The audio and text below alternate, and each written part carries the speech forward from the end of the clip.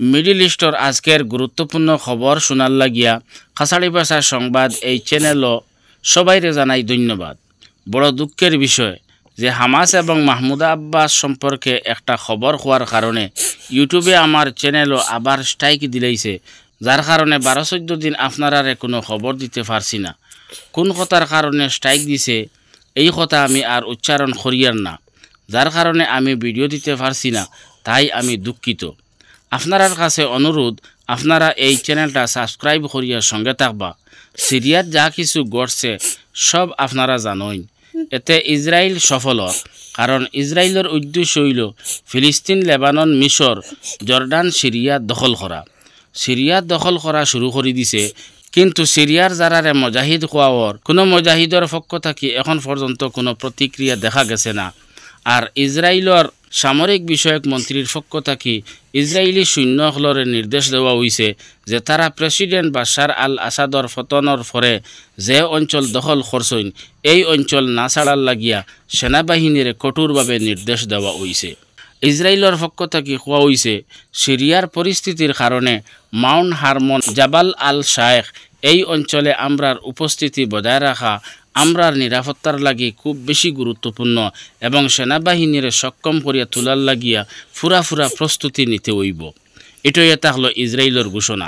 এবং ইসরায়েলি সেনারা কুয়েন্ত্রা প্রদেশের আল হুরিয়া শহরেও প্রবেশ করছেন। স্থানীয় সূত্র জানায় ইসরায়েলি বাহিনী ওই অঞ্চলের রাশেম আল রোয়াদি গ্রামের বাসিন্দা হলরে জোরপূর্বক বাড়িঘর থাকিয়া বিতাড়িত খতরা। শহরের মানুষে কইছেন দখলদার শাসক বাহিনীয়ে তাদের বাড়িঘরও তাল্লাশি চালাইতরা। সিরিয়া বাশার আল আসাদর পতন করার একমাত্র উদ্দেশ্য হইল ইরানরে দুর্বল করা। হ্যাঁ, এটা মানি বাশারে হাজার হাজার মানুষ হত্যা করছেন, কিন্তু এখন বাশারের পতন করার সময় নি। ইনো আসল উদ্দেশ্য হইল ইরানে হিজবুল্লাহরে অস্ত্র দিলে এই অস্ত্রর চালান বন্ধ করা। আমার প্রশ্ন হইল, গাজাত ইসরায়েলে লক্ষাধিক মানুষ হত্যা করল, এতদিন এই মুজাহিদ হল খানো আসলা, গাজার মানুষরে বাঁচাইবার লাগিয়া তুরস্ক এই মুজাহিদ হলরে গাজাত ফাটাইল নাকি? যেভাবে সিরিয়াত ফাটাইছে সব কিছুর দ্বারা শুধুমাত্র ও কথা বোঝা যায় যে আমেরিকা এবং ইসরায়েলের একমাত্র উদ্দেশ্য হইল ইরানরে ধ্বংস করা, ইরানের পরমাণু সাইট ধ্বংস করা। আমেরিকার প্রেসিডেন্ট যাইন মুক্কা তাইন চাইবা ইরানরে কিভাবে শেষ করা যায়। ডোনাল্ড ট্রাম্পে ইরানের উপরে হামলা করার পুরা প্ল্যান করিলেইছেন, এখন আমেরিকা ইরানের উপরে করব হামলা।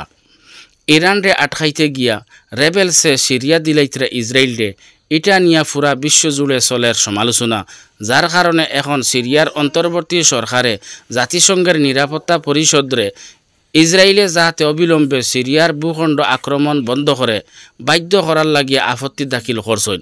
কারণ 1974 সালের স্বাক্ষরিত চুক্তি লঙ্ঘন করার বলিয়া আপত্তি জানাইছে সিরিয়ার অন্তর্বর্তী সরকার।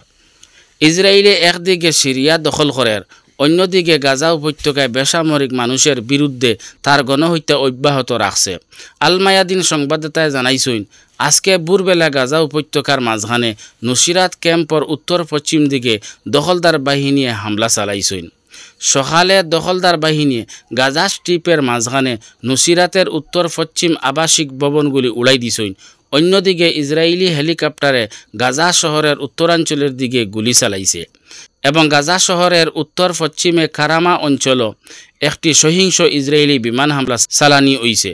এবং গতকাল শুক্রবার সন্ধ্যায় গাজা উপত্যকার উত্তরে জাবালিয়া শহরের একটা বাড়িত ইসরায়েলি সেনা বিমান হামলা করার কারণে বেশ কয়েকজন নাগরিক নিহত ও আহত হয়েছেন। ইসরায়েলে জাবালিয়া শহরের দক্ষিণ পূবের নাগরিক অখলর লাগিয়া নতুন উচ্ছেদ আদেশ জারি করছে। আর মুসলমান হলে উল্লাস দিতরা যে সিরিয়া আজাদ হয়ে গেছে, সিরিয়া স্বাধীন হয়ে গেছে, আর ইসরায়েলে সিরিয়া অনবরত দখল করে।